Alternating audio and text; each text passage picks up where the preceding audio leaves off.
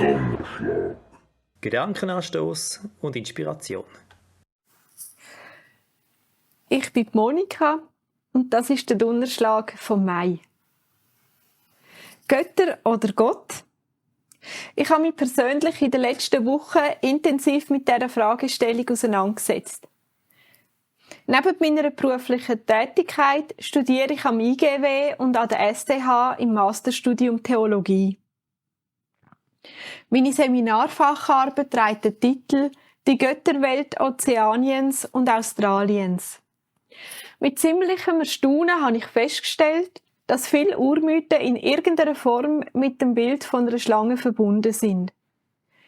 In Melanesien ist die Rede von einer grossen Schlange, die Kulturgüter in die Welt gebracht hat.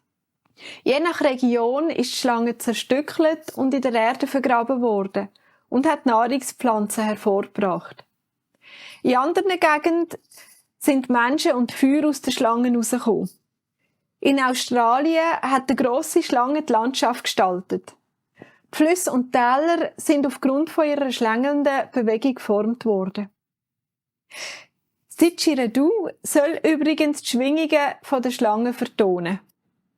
Und bei einigen Mythen hat sich die Schlange nach getaner Arbeit zur Ruhe gelegt und schläft jetzt im Berg Uluru. Oder englisch Ayers Rock. Auch die Jenseitsvorstellungen sind sehr unterschiedlich. In Mikronesien glauben einige Völker daran, dass die verstorbenen Seelen in ein Land kommen, wo es mehr Fisch und bessere Früchte gibt als auf dieser Welt.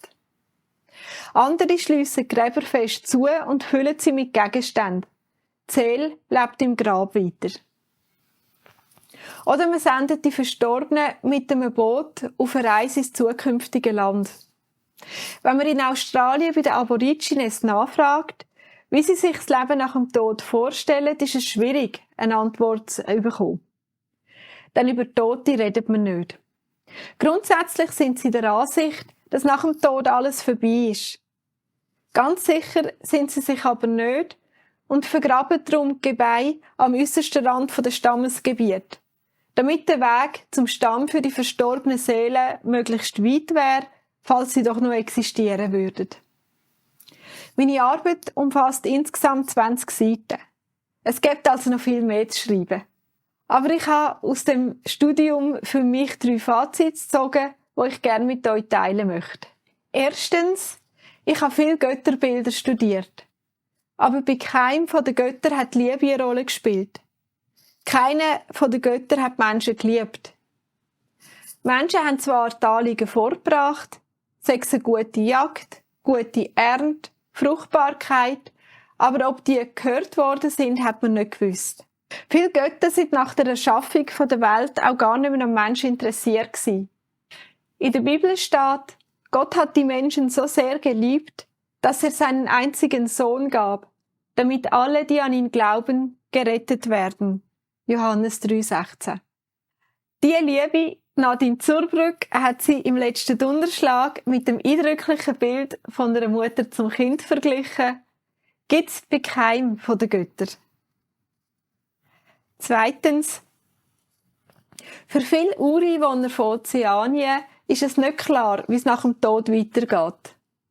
Einige haben eine gewisse Vorstellung, was kommen könnte. Andere vermuten, dass alles vorbei ist.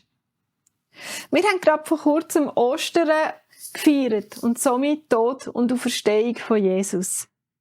Wir haben gerade vor kurzem Ostern und somit Tod und Auferstehung von Jesus gefeiert. Durch Jesus haben wir ewiges Leben. Wir können mit Überzeugung sagen, das Beste kommt noch. Das gibt mir schon für das Leben Mut und Zuversicht. Drittens, die Schlange. Im christlichen Kontext wird sie oft als ein Sinnbild für Satan verwendet. Sie taucht immer wieder auf. Übrigens nicht nur in Ozeanien und Australien. Könnte es sein, dass Satan versucht, sich in diesen verschiedenen Mythen als Erschaffer der Welt zu präsentieren? Götter oder Gott? Für mich ist nach dieser intensiven Studienzeit nach wie vor ganz klar Gott. Und für dich? Wenn du darüber diskutieren magst, melde dich doch bei mir. Ich würde mich freuen.